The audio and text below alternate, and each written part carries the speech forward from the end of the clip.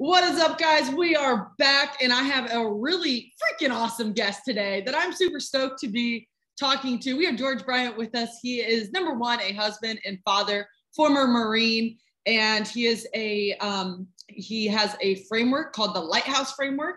He's a marketing guru, but one of the coolest things that I like about George is that he focuses on relationships. And I think there's so many people that are out there in the marketing world right now that are like really view marketing in a very different way other than relationships. So I'm really excited to talk to you, George, today. And I'm super excited that we made this podcast work. So welcome to the show. I'm so stoked. The day I met you, I was like, we need to be friends. I love your energy. I love what you're doing. I was like, we'll just see what happens. So I'm honored to be here. And thanks for having me.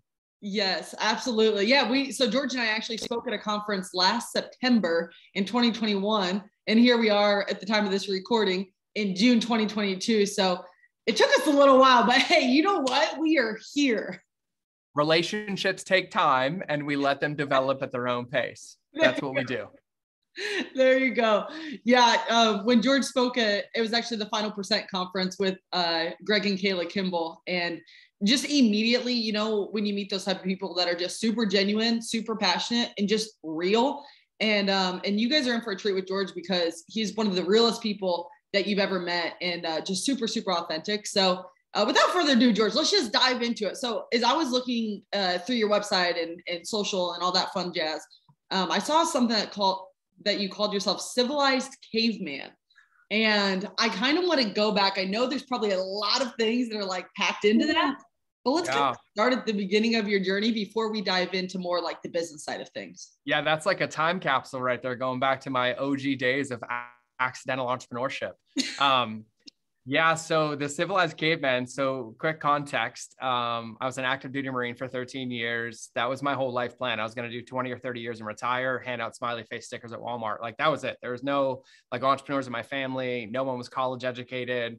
I barely made it out and I survived through social services and abuse. And I was like, the Marine Corps is the safest place for me. And so in 2010, though, I found out I had celiac disease, and I also was bulimic for 15 years and nobody knew.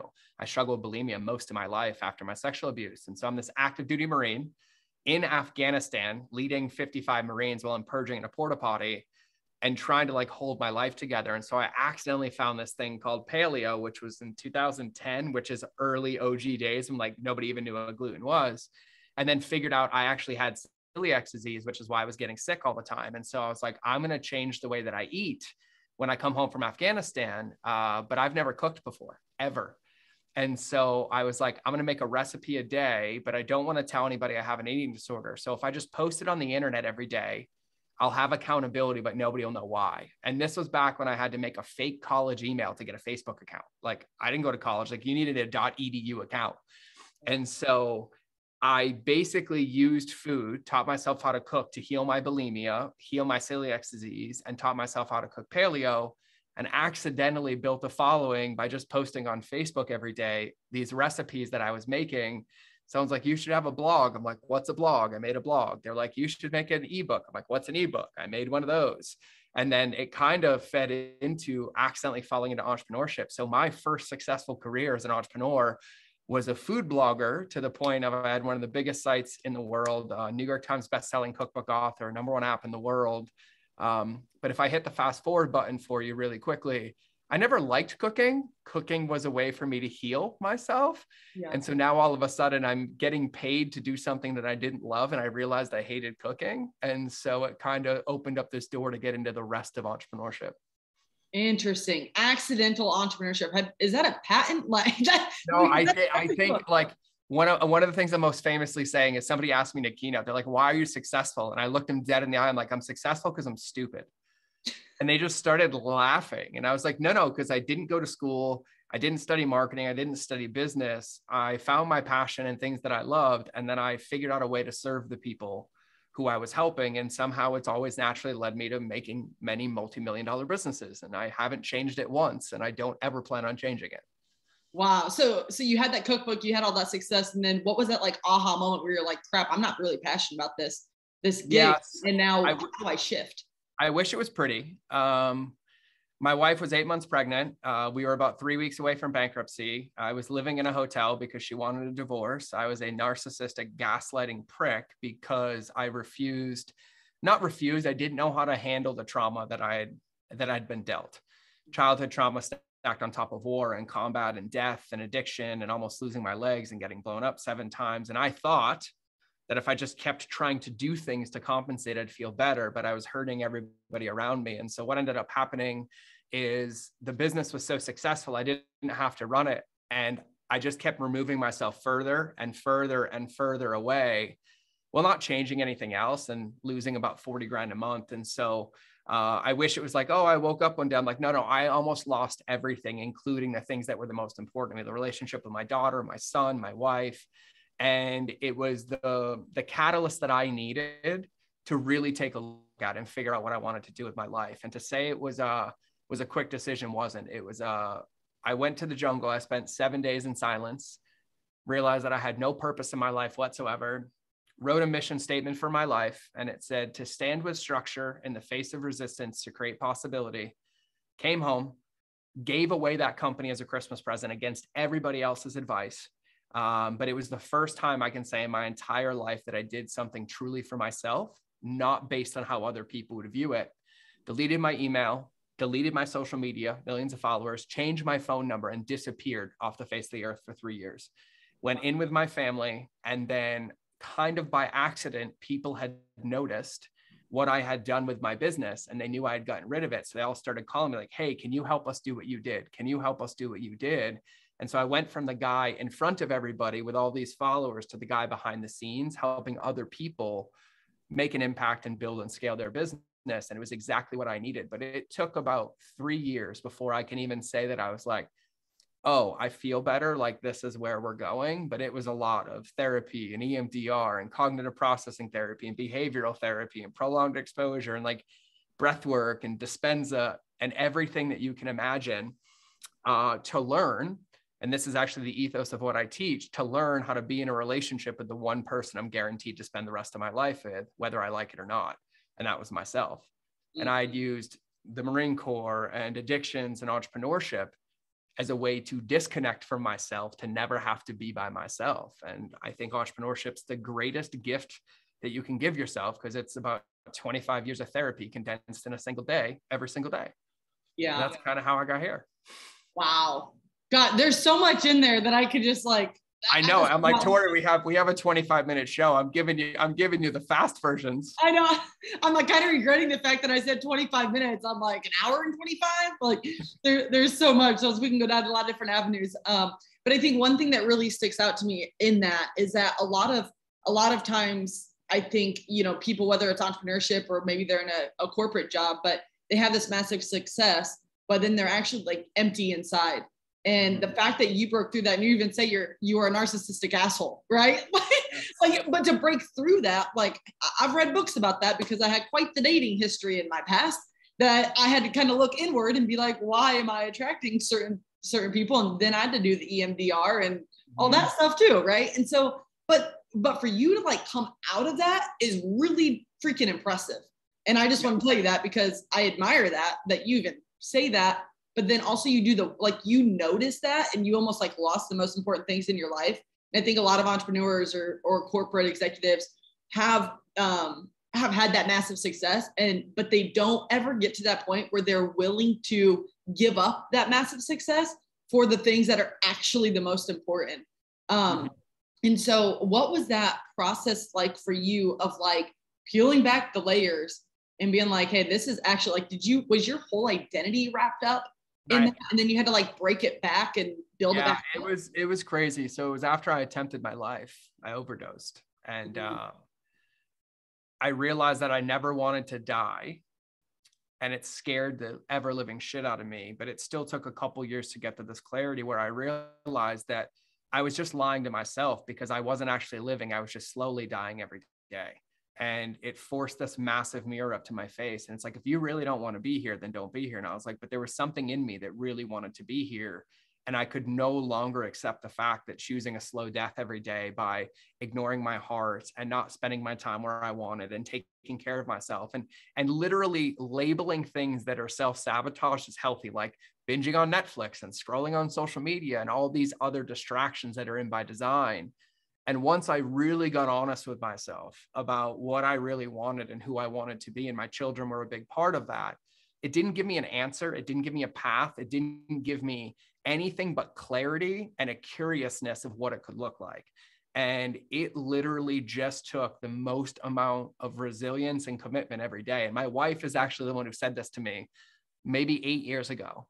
And she looked me dead in the eye and she said, your biggest problem is commitment isn't feelings.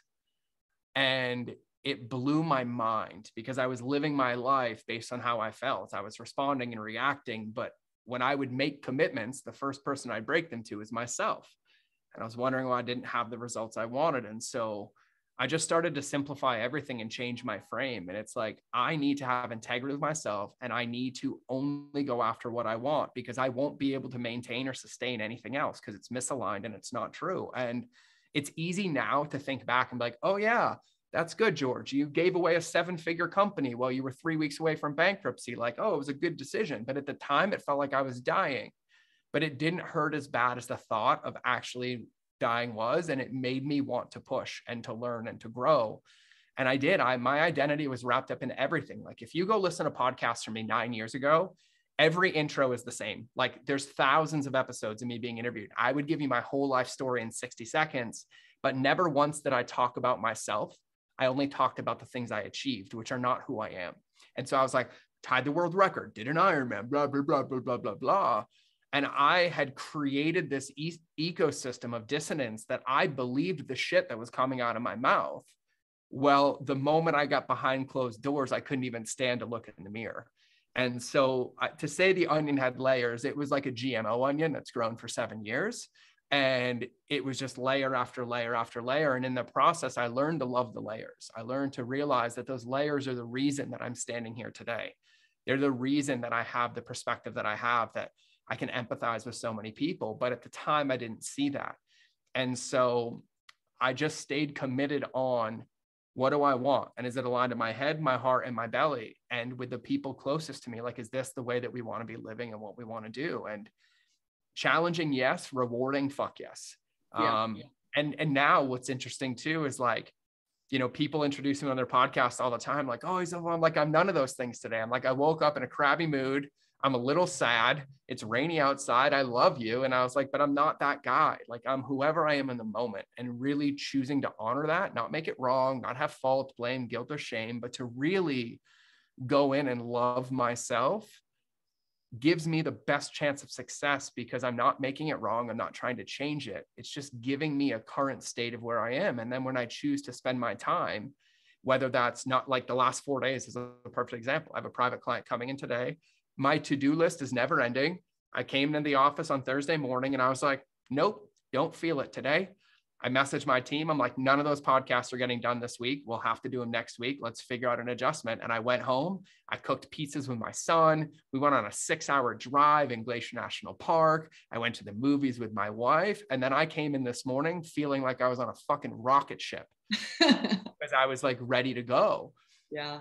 And to this day, it's still a hard line to hold. But what I realize is that if I'm not willing to hold it for myself, no result will ever come when I'm sacrificing myself or being misaligned or doing something that doesn't really light me up. And so it's a muscle. And I think the most important lesson I learned is that if we always come from our muscle first, like, is this aligned? Where are we going? Is this what I want? And we're honest with ourselves, we can make these micro adjustments that create a life that we never thought possible. And the result is based on the inputs every day, not trying to build a life to achieve X or get a label or have a fucking car or a certain thing and then be miserable when we get it because we don't now know what to do with all the stuff we said we wanted, right? Because entrepreneurs, I love this. Tell me what you want. And they're like, more time, more money, more energy, or freedom, more time, more money, more freedom. And it's so funny to me because then I give it to them. And the first thing they do is try to get rid of it because they don't know how to be in that space. They don't know how to exist without a phone. They don't know how to exist without a business metric. They don't know how to be without any of it. And they're like, well, what's the secret? to success. And I was like, it's actually knowing how to be without the results, because then you're not attached and you can make decisions that are aligned and pour your energy into the right things. And so, it's interesting talking to you and wrapping up, 27 years of therapy in 6 minutes, but that's basically it. Wow. That right there is why you're a guest on the show, is because you bring the realness, right? Yeah. Like, it's completely real, but most people don't do it. And I will say that as an entrepreneur, I'm guilty sometimes of, for instance, even taking my phone to the bathroom, for crying out loud, when I'm in there for 2 seconds, I'm like, I had to make an effort last week where I'm like, all right, keep it on the dang desk. Like, it doesn't need to go everywhere with you. Totally. I had a monk on my podcast who was in my mastermind, and he lived in silence for 7 years in a monastery. And he's a hypnotherapist now. He's incredible. His name's Elp. And he did an entire episode with me, right? An hour and a half. My favorite line from the entire episode: if you can't take a shit without your phone, you're not living. And I died because of the simplicity and the complexity of that statement. Yeah. Right. And it's such a powerful, and I'm guilty of it, right? It happens all the time. Like, we live in a world that's designed to distract us to build somebody else's vision. Mm-hmm. It requires concerted, intentional effort to become a creator and not a consumer. Mm-hmm. And it's not about being perfect. It's about making adjustments. Like last night, I had a fat and weird cookie at 11 p.m. because they're so good and I was craving it. And then this morning I woke up and I'm like, you know what? If I could go back, I wouldn't do that again. But I can't change that. So let me just not have one for a couple of weeks, or make sure I do cardio first, so I'm not like a sloth when I get out of bed in the morning. Yeah. And I think that that's a really, really important piece, because the perfectionism of entrepreneurship and life is what gets people in the most trouble, because what it actually does is it forces us to remain stagnant, because we end up overanalyzing and then we start questioning and doubting, and we're actually not changing anything. We're analyzing how we would and doing nothing to change it. And so it's just making this constant adjustment of like, yep, hey, you know what? I'm going to pee without my phone today. Or I know that the world is demanding this of me, but it doesn't feel off. I'm going to go for a 10-minute walk. Or I know on paper I have 11 things to do today, but if you're not fully in the game, there's no point in putting the pads on. So I'm going to call a Hail Mary. I'm going to make an adjustment. I'm going to go fill my bucket. You might come back and get 25 of those things done. But I'd rather have all of you and give you the best chance of success than half of you collecting evidence that what you're doing isn't enough and wrong, which then just perpetuates the cycle. I love that. I love that. And the key there too is what you were saying, is not shaming yourself for making those adjustments, or for having the cookie and then you're like, all right, well, that didn't make me feel the best this morning. Or I'm telling you, eating disorders were the best throughput for entrepreneurship for me, ever. Because you pick any 12-step program, you pick anything, the first one is forgiveness of self. So you don't continue to make the evidence, collect the evidence and make the decisions. But we got to really talk about what this is. We're talking about playing a game that nobody's ever played before, to build something that's no one's ever built before, but yet we think it's okay to get mad at ourselves that we don't bat 100% all the time. I'm only successful because my average is 0.05%, but I keep going until that thing works. And we got to realize that it doesn't matter whether you have 1 employee, 10 employees, 100 employees, or you're just self-employed. If your boss is an asshole, i.e. you to yourself, everything that you touch is guaranteed not to work ever.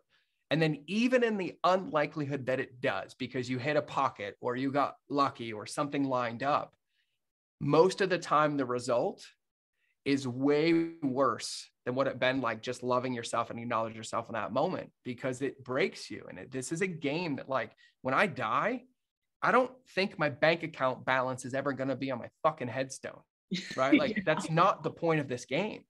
And somebody asked me on a podcast the other day, how do you measure your success? And I said, well, when I put my head on the pillow at night and I'm giving thanks for my day and for my life, I ask myself, if I didn't wake up tomorrow, how many people would show up to support my family? Mm-hmm. And that's it. That's how I measure my success. Millions of dollars, failures. I lose money and make money left and right. But the only thing I put my barometer on is if I lived in such a way that if that happened, that they would be handled, because everybody would show up to support. And I think that's the only thing that matters. Yeah. I love that. I could not agree more. Could not agree more. And that's a perfect segue into what you're doing now with relationships be algorithms. And really, like, we can kind of probably tell by this point, right, in the podcast, of where that kind of came from, like from the heart. And but describe to everybody, now you work with entrepreneurs, you work with companies, you help them grow their marketing, but really, like, describe that process of how important it is to have those relationships and create that impact. Yeah, I'll go the short way. I've yet to see a computer whip out their credit card and put it into somebody's checkout cart, ever. It's always a human being. And every human being makes decisions based on emotion. And emotions, I've never seen somebody walk and be like, I'm so glad that I feel disconnected, wrong, unseen, and bad, and I'm going to give them my credit card, right? Like, it's important to remember where this comes from. And I only know this because when I got into internet marketing, I didn't do it right. I was that guy that was using my trauma to make millions of dollars online. And I had to lose it all to realize that when I lost it all, the people who had paid me and even who I was disrespectful to were the first ones there to support me and ask me what I needed. And it broke me, and it broke me hard. But it changed this lens. And so now, I own, I think, 8 or 9 companies. I consult, the top ones in the world. I have one company will do 100 million this year. That's mine. I'm at every scale of the game, coaches, consultants, it doesn't matter. And the reason I teach what I teach is because at the end of the day, all we have is human beings. All we have is relationships. And people fail to recognize that 86+% of marketing is word of mouth. That no matter which way you slice and dice it, that there's somebody else on the other side of a transaction. And our job isn't to convince everybody to whip out their credit card, max it out, hit their limit to buy this one program.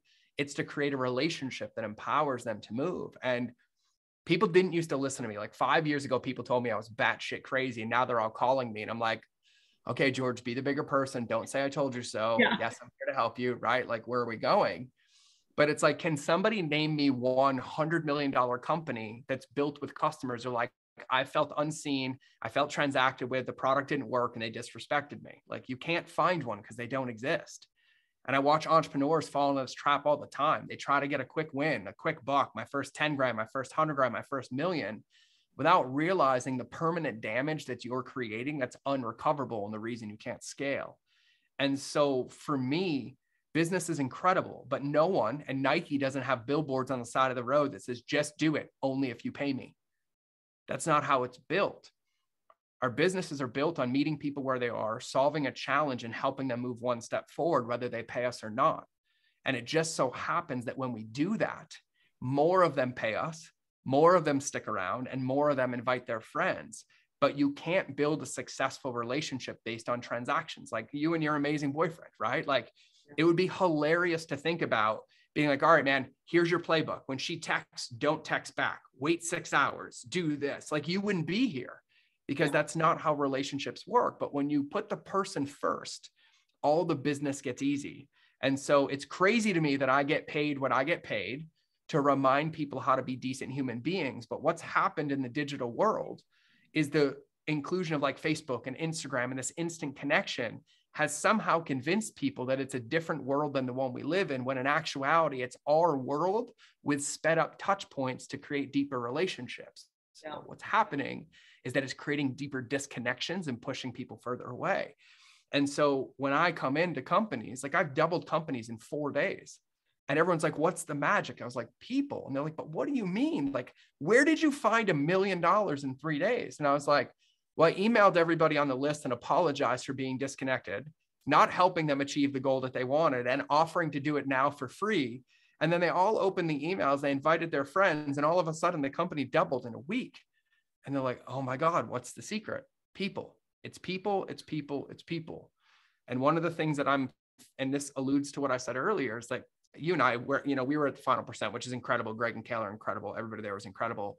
But like, you'll be here and you go to these conferences, right? Everyone's like, oh, I want to scale my business, or I have a marketing problem, or I have a business problem. And I literally got asked that one day in Texas. And I was like, nobody has a fucking marketing problem. Everybody has a relationship problem with themselves, their team, and their customers, informed in that order.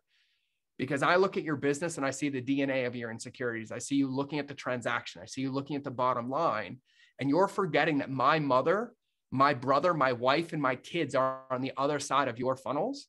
And my number one litmus test, Corey, I say this to every one of my clients. I'm like, would you be okay if your family member went through your shit? And literally, I'd say 1 out of 10 say yes. And then the other 9 look at me like they saw a ghost.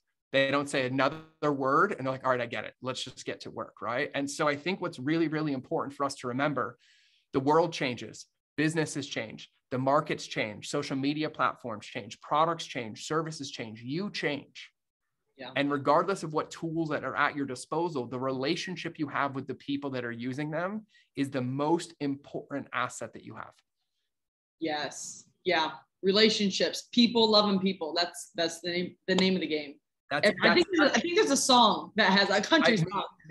I'm not like musically inclined. I'm like a Spotify repeat guy of my favorite songs. So I'm not like really like big, but probably I'm gonna take your word for it. There's something like that. So one thing that I think about with relationships, and a lot of my listeners are primarily female. It's primarily female entrepreneurs. And one of the things that I hear most with my clients is they don't want to sound salesy, or they don't want to have like a hidden agenda, right? Have you heard that before with your clients, I assume? And so 90% of my clients are female entrepreneurs. Okay, perfect. There we go. So exactly, like, so they're like, I don't want to sound salesy, or I don't want to, like they're sliding into somebody's DMs, right? And they're just like adding value, or just like, hey, checking in, like, how are you? But then sometimes they don't want to sound salesy. They don't want to have a hidden agenda. And then if they befriend them too closely, then they don't become clients. So to all of that, what do you say with where's that relationship juggle within all that? Yeah, this is an amazing question, because relationships come down to unspoken contracts, whether you know them or not, right? And that's what every relationship is built on. We are either making contracts or we're renegotiating contracts, right? Like I'll use my marriage for an example, right? The game changes when you have a kid. Right? Like, and we can go out every night for dinner, go to the movies, and then you have a newborn and an infant and now a 17-year-old daughter and a 5-year-old. Like, I have to be very intentional about date nights or filling her bucket, right? But if you come into a relationship and you're like, hey, every Friday we're going to go up to dinner, and you guys have that agreement, and one Friday he doesn't show up, he just broke a contract, and you don't get to walk by that. You have to renegotiate it and get it back into excellence. And what I watch most entrepreneurs, especially, and I will say this, female entrepreneurs, is creating the containers and honoring those containers, right? Relationships are not necessarily built on knowing my most vulnerable and intimate secrets. Relationships are just intentionally saying good morning, asking somebody how they are and responding. And then when you have that relationship, moving it into a container or into a next step that's going to serve them, right? And so one of the things that I tell people is the number one secret to never be salesy is don't be. Be honest. Like, just be honest. Like, I have people DM me. I get added 50 to 60 times a day on Facebook. And every day I send a personalized video message to everybody who adds me.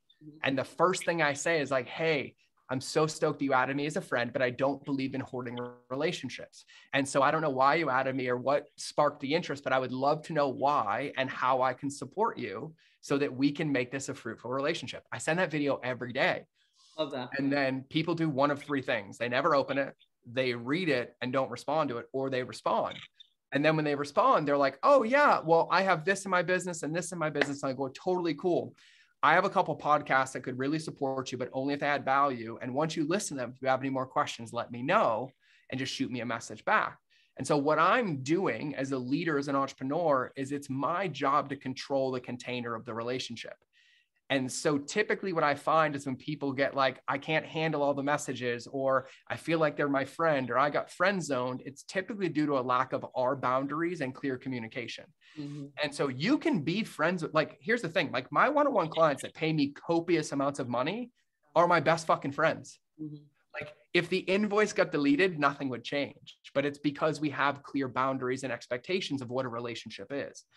And when I think about most of my former one-on-one clients, like all the female entrepreneurs that are in like the 5 to 6 figure range, is they had this belief that in order to add value, they had to basically sacrifice themselves. They had to answer every question, be it everyone's beg and call, always respond. And then they end up creating this codependent relationship in the business. And the only one who really loses is you.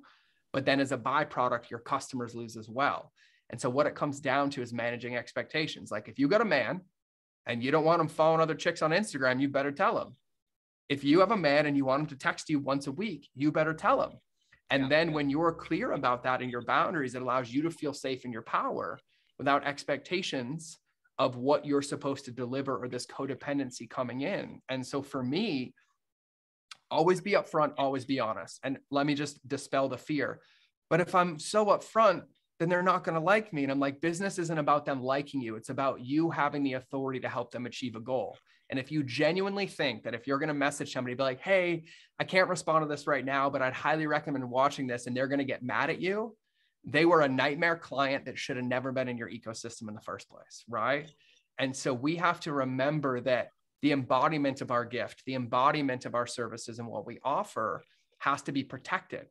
And I've yet to meet any entrepreneur, any man, any woman, anybody who's like, my energy's drained every day. Everyone's codependent on me, but I'm getting them results. We're not. We have to understand what our power is. And when I say that, it's about building your world, right? And so if this is Tori's world, and Tori's like, I'm going to empower female entrepreneurs to hit 7 figures in their coaching business or whatever that is. And these are the 3 ways in which Tori can do it. If you come in and you're interested in one of those worlds, I'd love to talk to you and figure out which one best supports you. But nowhere in there am I like, hey, you get me 24/7. Here's my phone number. Come to my family dinner. Call me whenever you want, because there's standards to the game.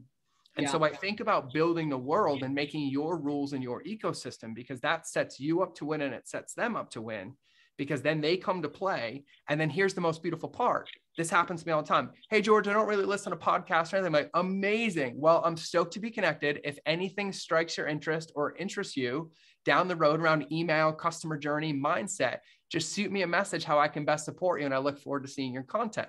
I'm not trying to add them to my contacts list and have like 1,700 people in my phone that I don't respond to. And so what it really boils down to is that being radically honest with yourself about how you can best support people, and then building containers to protect your power.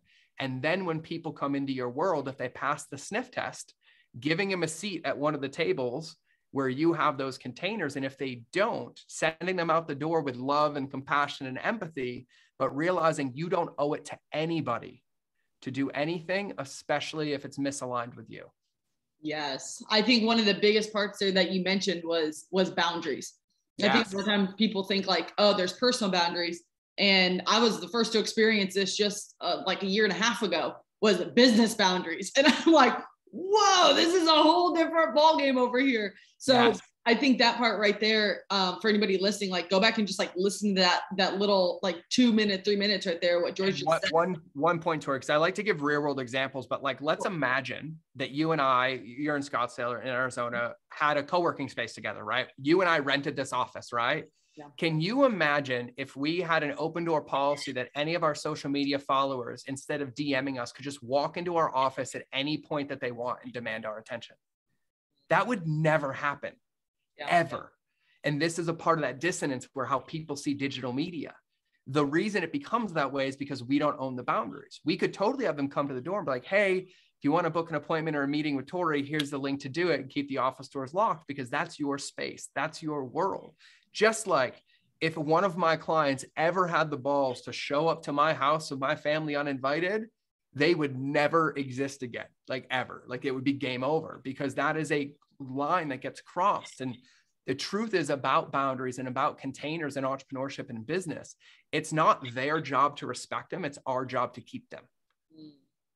That's good.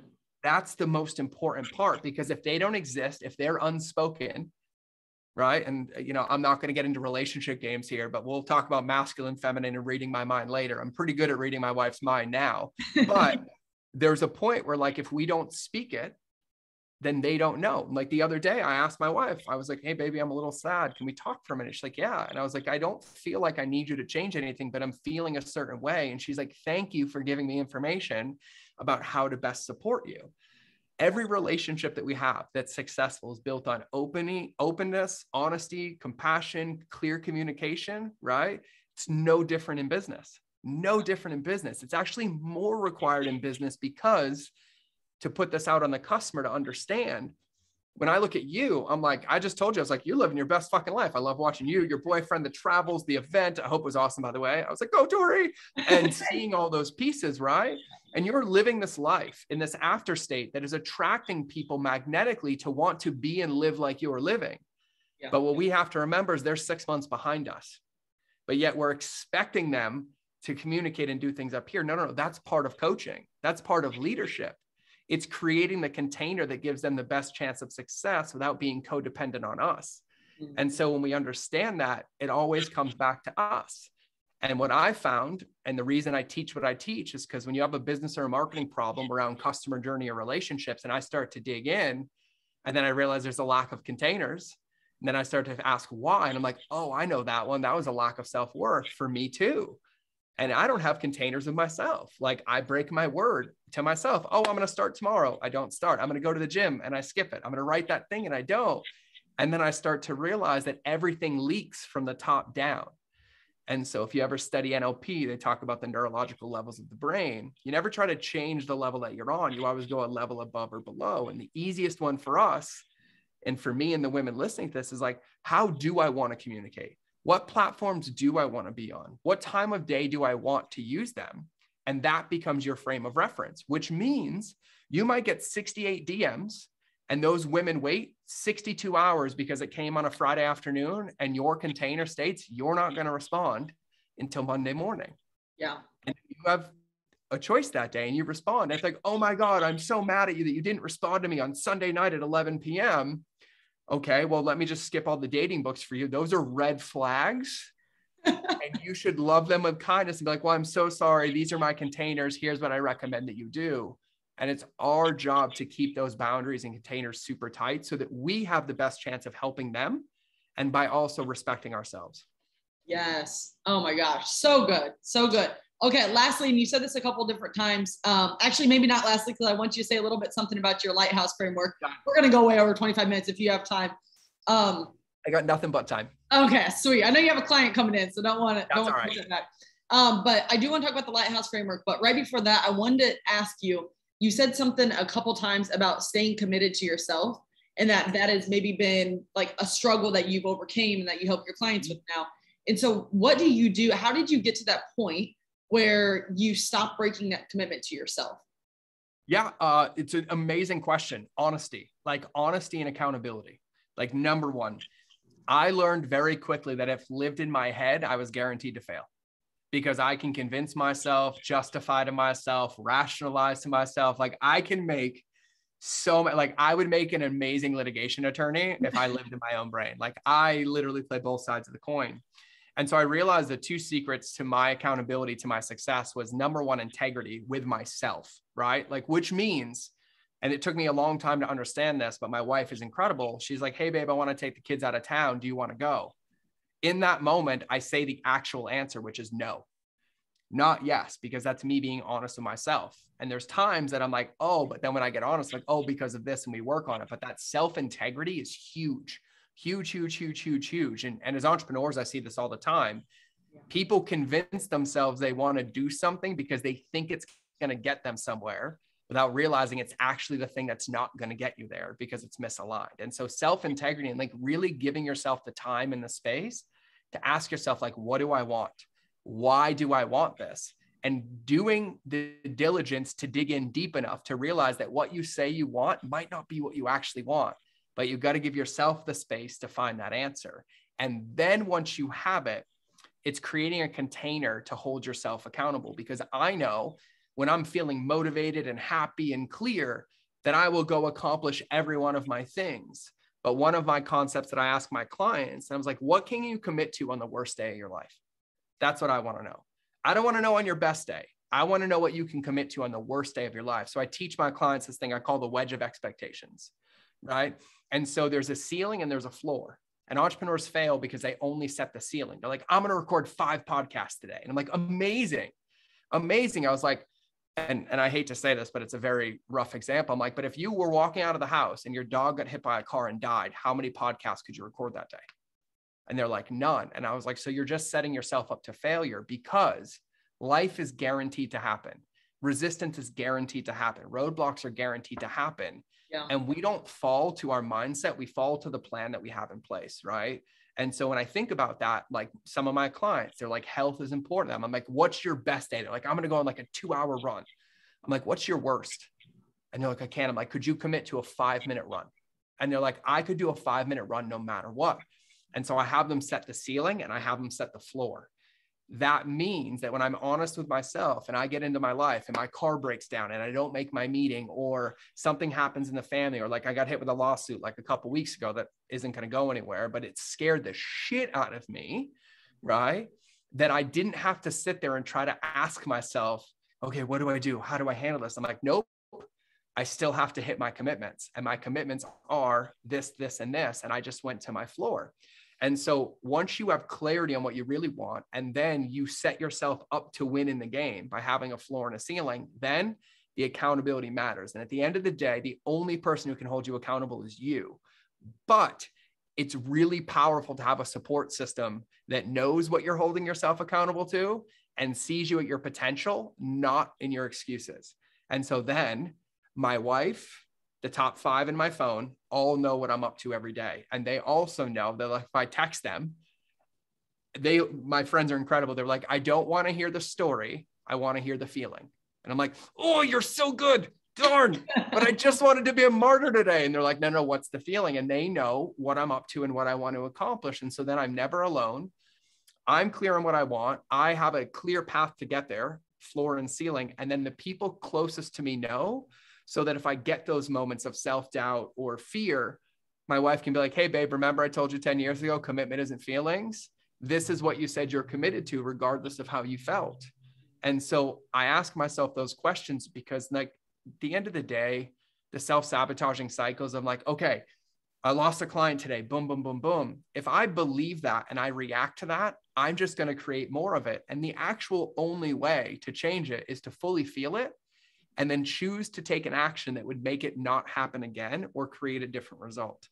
And so getting it out of your head is the most powerful thing that you can do, because then you have a framework or a container that basically guarantees your success as long as you do the bare minimum every day. Wow. I love that. The ceiling and the floor. Like that is, I was taking a couple of notes over here too. And I'm like, I got to go back and listen to this, because that's brilliant. I love that. Yeah. Because and just across the board, like for everybody listening, that might mean like on my worst week, and maybe it's not a day, maybe it's a week, and maybe you want to do 3 podcasts in a week and that's your goal, but it's still a win if you outline 3. Right. And so what it is what it's also making sure of is that we create a machine that doesn't allow us to collect evidence that self-deprecates and keeps us stuck. Because the reason I have the floor is because if you're like, I'm going to record 3 podcasts this week and you get sick, I don't care how good you are, somewhere in your brain comes up, oh, I'm failing. Oh, look, I didn't do it. What? And all that is evidence that makes it worse. But for me, I'm like, oh no, all I have to do is outline 3 ideas. I can watch Netflix and outline 3 ideas. Let's go. And then it keeps me in momentum and focused on what Dan Sullivan calls the gain and not the gap, right? And it gives me evidence to keep moving forward and protecting my momentum, rather than hitting the fucking parking brake or the e-brake and everything's over. And then shifting that energy into things that we wouldn't want. And so it's huge. It's so big. Wow. Gee, that mic drop right there. That's really good, because so many entrepreneurs struggle. I mean, just people, not even entrepreneurs. No, it's a human thing. It's a human thing. It's like what entrepreneurship? And entrepreneurship is a window into your deepest, darkest fears, secrets, and tilts that will make you successful. You can't hide as an entrepreneur. You can't. No. And so I'm like, cool, I don't like therapy, but entrepreneurship's fun. So I'll just do it every day here, because it's just a basic human. And it's the same principle of what I teach. The relationship you have is the most important thing you have, not the tools you have in your toolbox. It's the person who's using the tool, which is you. Yeah. And so no matter which way you slice it, it always comes back to relationships and people every single time. Wow. I love it. I absolutely love it. All right. So we got to wrap up here shortly, but I want to hear that might just be like a perfect little segue into your Lighthouse framework. So I would love to hear about that, because I think our listeners will really enjoy that. Yeah. So here's the thing to remember, and I'm going to summarize in a way that's digestible and easy for you to remember. The biggest mistake that I see, one of the top 5 biggest mistakes I see entrepreneurs make, is they live in this mindset of like, where do I find more customers? Where do I find more customers? Where do I find more attention? And I'm going to say this, and I want you to remember this. Your job is not to find customers. It's to create customers. Your job is not to find customers. It's to create customers. So the reason I use a lighthouse as an analogy is because lighthouses are built to stand the test of time. Just so you know, the oldest running lighthouse has been running since 1065, and it's only been turned off twice to go from whale blubber to kerosene and kerosene to electricity. It's not been turned off at all. Wow. And that is because it's built on a solid foundation. It knows its why, it knows its what, it knows its who, and it knows its how. This is why I do what I do. This is what I do. This is how I do it. And this is who I want to help, right? And then they're solid on those things. But once that's done and the light turns on, it never jumps in the water to get boats. It stays consistent and congruent. And then when a boat catches the light and they need to come in, they come in. Not we go pull them in. We tie a rope to their boat. We try to take their credit card, because force only creates reactance in people's bodies. Our job is to be consistent and congruent across the spectrum of wherever we are, and not to pull fish out of the water, but to get fish to jump into our boat. And so the lighthouse concept basically holds us accountable to, like, when I post a video, I don't care how many people watch it or comment, it wasn't about that. It was about the video itself. When I do a keynote, when I get on a podcast, like, I love this. I fucking love talking to you. I've probably offended a few people accidentally, maybe purposefully, but at the end of the day, the moment we're done, I have zero control over what happens when this podcast goes out. I can't go find your listeners and like, come send me a DM. I can't do any of that. That's not my job. When I get attached to that, I'm starting to create codependency and I'm setting myself up to fail. But if I remain consistent and congruent with my message to my people over a grand scale of time, I end up creating a world full of people that are becoming my ideal customer because they are believing in my why. They understand what I do. And then they find the spots that apply to them, which changes this game, because business success is not built on transactions. It's built on transformations, whether or not they give you their credit card or not. And so a lighthouse is the easiest reminder for me and everybody else that our job is to keep the lights spinning, not to turn it off, jump in the water and try to get that one boat so the other 90 didn't even see that we existed. And so that's a basic overview. That is so good. Oh my gosh, so good. Gosh, you've delivered so much value today. You guys, I told you were in for a treat with George. Like, just brilliant, genuine, real. I love it, man. Thank you so much for coming on and just over delivering today. And, you know, where can people find you? Yeah. So first, thank you for having me. And for everybody listening, this might have been forced under your ears because you had no context to who I am. So thank you for giving me the gift of time, which is something I can never give back to you. And it means the world to me. And by the way, if you ever want to do part 2 or 3 and you want me to break down strategies and tactics, I will do it. Tell me, I'm here. If you want all your ladies to be on a call with me, let's do it. I will map out everything for them. Like, I'm in.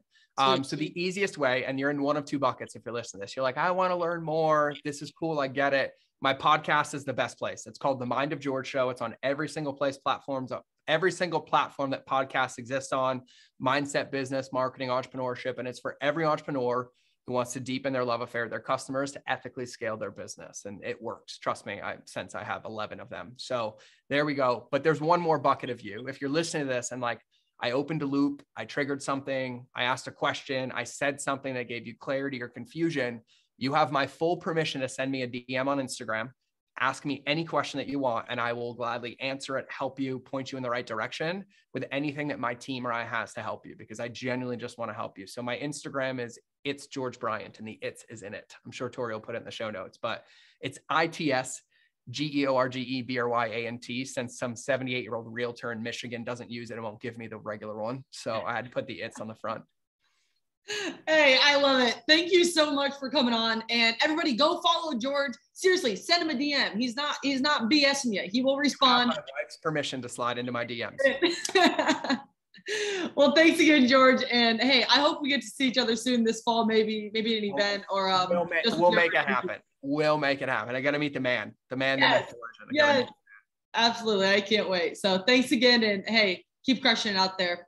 Always in your corner, man. All right.